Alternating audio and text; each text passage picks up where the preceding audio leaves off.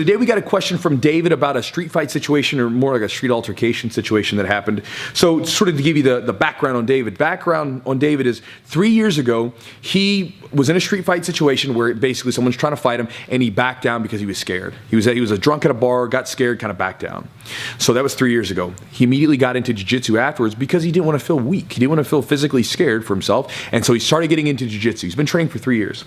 So the other day, he's at the post office. It's like right before 8 a.m. when it opens, and there's a line out the door of the post office, and people are ready to drop their packages off and stuff like that.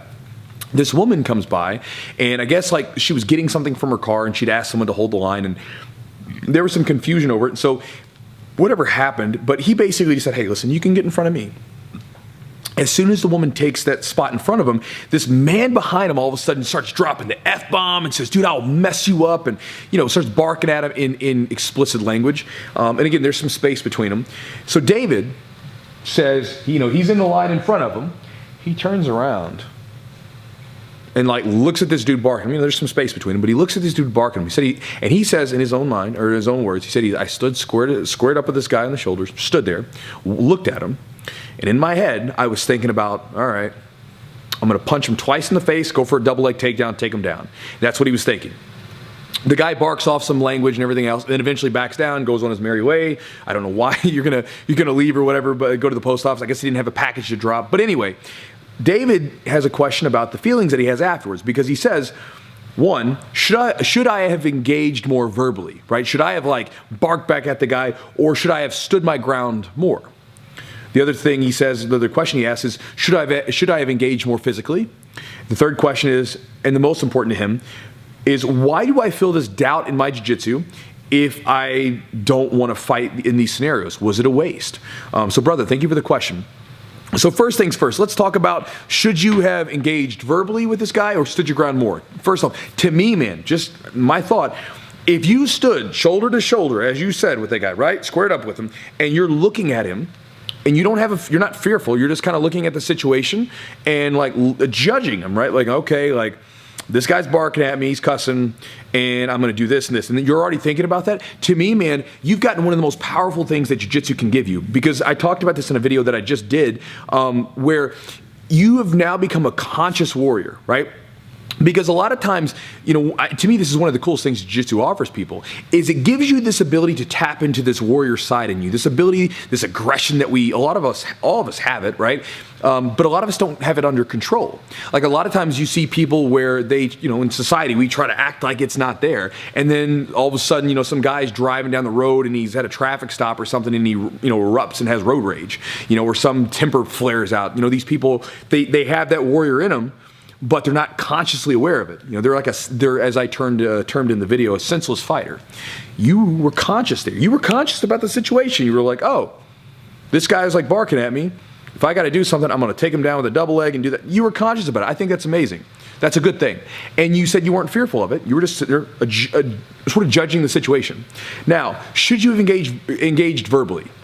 What are you going to gain from it? That dude, if he's cussing at you like you said he was in the situation there, he's not going to listen to you, man. Anything you say, there's no point. You're arguing. There's no point to argue.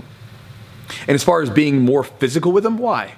Right? I mean, I don't know about you. I don't want to fight at a post office. I don't want to fight on the street like that. I'm never going to, if I was in your situation, the way I would look at it as, I'm never going to see that guy again. So yeah, call me what you want.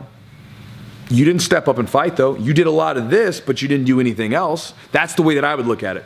And if that guy backed away and you went on your merry way and dropped your package off, to me, you won the altercation, right? You don't have to be physical or verbal and come up to someone and do that stuff to do that. A lot of times when people bark like that and they turn around and someone stares them down in the eyes, that's not a normal thing for people to do, because most people aren't that tapped into it, right? Because most people start to puff up and they want to like bark at them, and then this whole fight ensues. You come around with the cool, calm, collected look and say, like, you're just looking at him like, what's up, dude?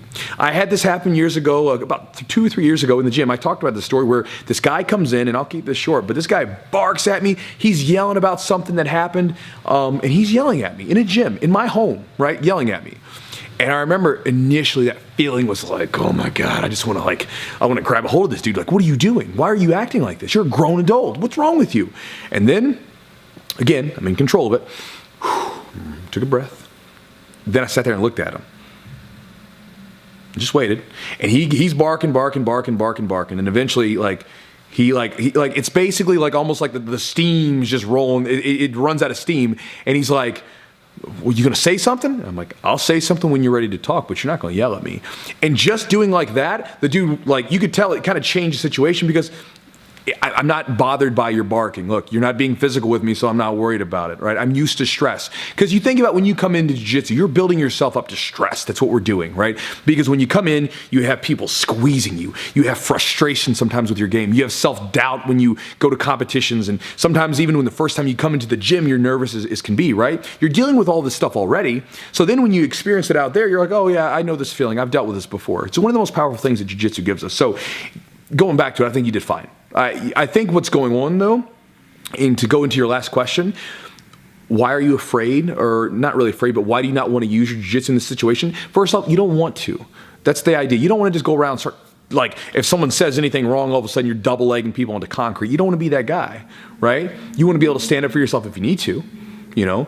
And the thing that I think about is that in that situation, you just haven't done it before, right? Why do you feel sort of nervousness about it? Because you just haven't done it before. Think about the first time you came into the gym, jiu-jitsu gym. You're probably nervous as can be. If you've competed, the first time you did a competition, nervous as can be. The first time you rolled with like a high level belt, you were nervous as can be. And what happens is we're like this. We're nervous before, and we can sometimes be nervous after, but we're not nervous during, right? Like, you can be nervous about something before and ruminate over it. And then when you're in it, it's like chaos, and you're just going, and it's too fast. You can't think. You just got to do it. And then afterwards, you might kind of look back and go, oh my God, what just happened? And that would be what would happen in that fight situation. If that dude had grabbed you and you double-legged him, all of a sudden went on autopilot to your training, you would probably be thinking about it. And then as soon as all the stuff just started happening, you would just go to your training. And then it would be like kind of after the fact, realize, oh God, I'm on top of this guy, and have him in a key lock or something like that. I know that one of my students had that happen, where he was working loss prevention, and a guy tried to pull a gun out on him. He just double leg takedown him and then isolated the arm. And he said it was like after the fact that he had the arm isolated that he kind of like realized that, oh crap, this guy just pulled a gun out on me. It was just all autopilot. So to go to your question, man, I think you did fine. I wouldn't ruminate over it too much about whether or not you should have been more physical. To me, if you stood your ground, you stood square to square with that guy, or squared shoulder to that guy, and he backed off and went on his way, to me, you won the aggression, or won the altercation. You don't have to beat the crap out of someone to win something. If he backed down, that's like watching the National Geographic and two animals are like roaring at each other, and then the one just like looking at him, the other one kind of like whimpers off. You did that.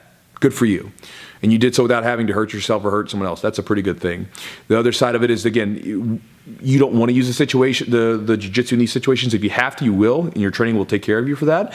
But the reality is, man, I think the big issue is that you just haven't done it before, and that's probably a good thing, but that's why you feel some nervousness about it. So just it's new, it's untested, you haven't done it. So anyway, I think the message is clear. So David, hopefully this is helpful to you, brother, and thank you so much for the question.